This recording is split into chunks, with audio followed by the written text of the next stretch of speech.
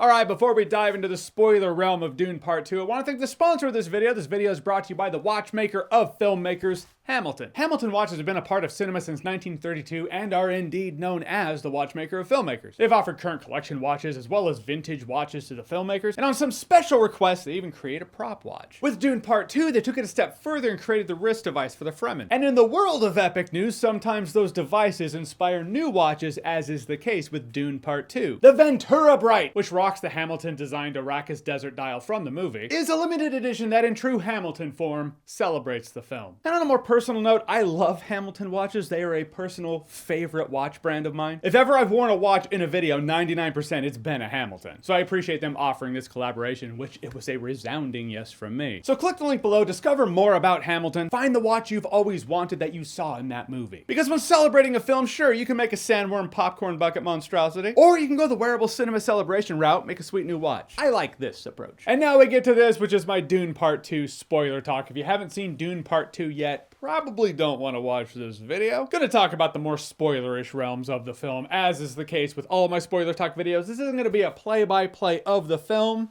but rather a solid attempt to cash in on that Dune Part 2 hype. I mean, no, not in every spoiler-free review. There are things, of course, you can't talk about. In a movie like this, I feel compelled to talk about more. Well, this and Madam Web, apparently. But for the case of Dune Part 2, it's because the movie is great. And truth be told, that's the big question. Where is this movie gonna start out? This starts out right where Dune Part 1 left off. And from the sniper battle of the Harkonnen getting picked off and they're falling off the cliff, I was like, we're definitely in for a visual odyssey. The religious element in here was executed as well. We see a lot of religions. Some of it's endearing, like Stilgar, Javier Bardem's character. Best character in the movie. He takes those leaps of faith when others won't, and he's actually pretty funny. Not in that forced humor kind of funny, but just in an organic way funny. But it cracked me up when he was like, Paul Atreides is this messianic character, and Paul's like, that's not me. I'm not that. Like, Paul's running from that persona the entire film. Next scene, Stilgar's like, he's so humble, he can't admit it, which is how you know he is the one. There's nothing Paul can do in this movie to convince Stilgar that he is not who Stilgar thinks he is. So as Paul Atreides is on his quest to becoming Muad'Dib, named after the fearsome mouse, Lady Jessica becomes a Reverend Mother. So the new Reverend Mother, Lady Jessica, takes a page from the Hollywood playbook and is like, I'm gonna spread the legend of my son so he's accepted in his new position at his new job. Nepotism isn't dead while I'm breathing, no. You know who I felt bad for in this movie? Rabban. I know I'm not supposed to. Like, Harkonnens are all dicks. A Harkonnen is that faction in Dune where it's like, and those are the bad guys. Nonetheless, he is tasked with dealing with this Muad'Dib insurgency on Arrakis. He fails. He even turns and hauls ass away from Paul Atreides walking into frame with his cloak. Looked pretty badass. Again, the cinematography from beginning to end. His uncle, the Baron, is talking shit. His brother Feyd's disrespecting him, making him kiss his feet. Last time I felt that bad for a dick, it was shipped in a box back to Balon Greyjoy.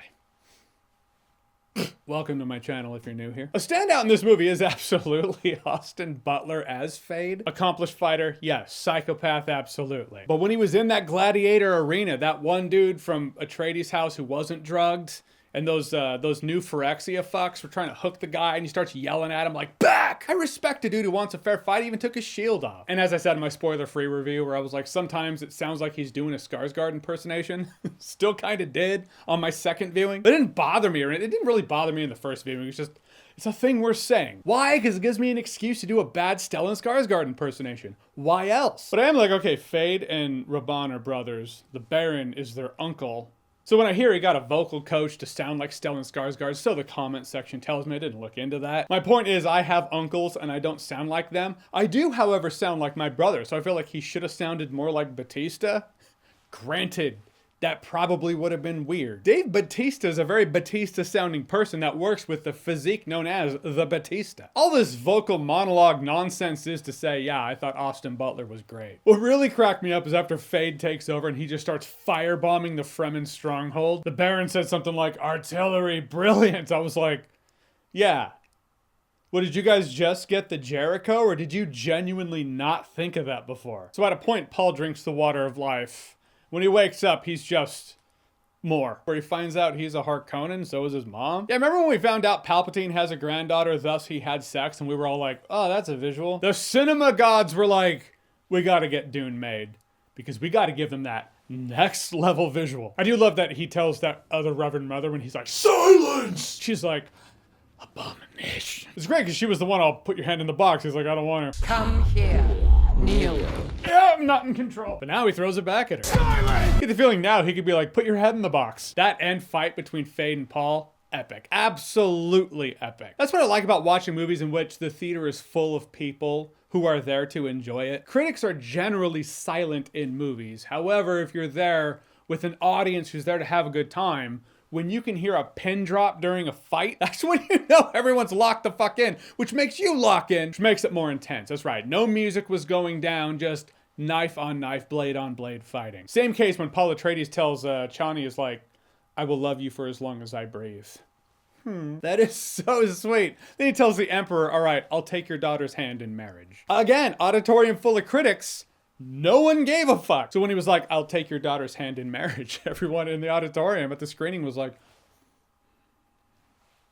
second viewing, when he was like, I'll take your daughter's hand in marriage, everyone in the auditorium sounded like they got gut punched. Everyone was like, oh, there were gasps, there were sighs. You just feel it more when you're sitting in an auditorium in which the audience around you is doing that dance with the film, when they're reacting to the movie. And it does hit you that it is a tragic story. Paul Atreides is learning this new life on the great equalizer, Arrakis. You know, people from kings and dukes and royalty, whatever. On Arrakis, everyone's equal. Well, I mean, most die, but the ones who live are essentially equal. He learns this new way of life, this new culture. He becomes Fremen. It looks like he's just leaving the old life behind. And at the end, puts on his father's signet ring. He's like, I'll marry the Emperor's daughter. It looks like he just turns his back on all of it. But he did get enlightened when he drank the blue worm piss. It's safe to say he knows something that others don't, but people can only judge someone based on their actions. It just looks like he said, fuck it, thanks for the good times. That feeling did persist when I watched it the second time, where I felt like there were plot lines, subplots that felt fast-tracked. Gurney taking out Rabban. He does have that one line where he's talking to Chani and he says, Rabban gave me this scar, wiped out all my friends, so yeah, this is personal. I appreciated that line, making the moment at least mean something, but I would have liked to have seen more of his quest of wanting to kill this guy. Dune's thick, man. There's a lot of information coming at you. I felt Dune Part 1 kind of felt like Game of Thrones Season 1, where your head is spinning with these alliances, allegiances, political reasons, that there was, you know, the Red Wedding in space. The Dune movies take multiple viewings, but you want to view them multiple times. It doesn't feel like work. It doesn't feel like a chore. That's how movies should be. Folks, Dune Part 2 is like this. Was it great the first time? Yes. Was it better the second time? Absolutely. And what I love about this is Dune has become an event that cinema needs. There are what, 6, 7 books out there?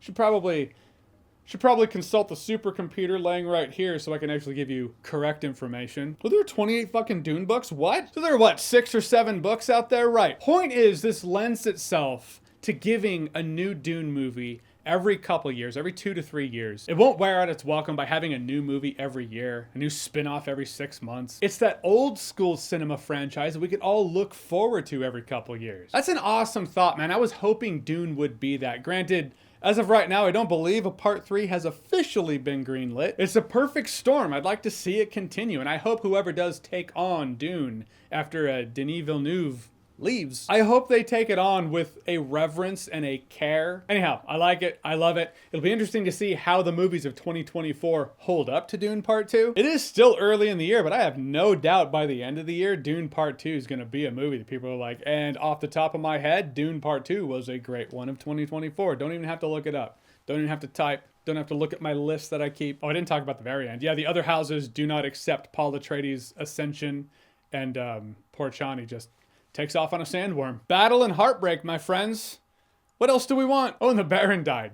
Yeah, Paul just goes up to him like, grandfather, that's your neck. Now you're dead. All right, so Dune Part 2. Have you seen it? What did you think about it? Or who's a director you would like to see carry on the torch of directing Dune? I believe Denis Villeneuve wants to do the third Dune, but after that, I believe he's done. So who are some directors you'd like to see adapt the Dune books into movies after him? Whoever they are, whatever you think, comment below, let me know. And as always, if you like what you've seen here and you want to see more, click right here to see more.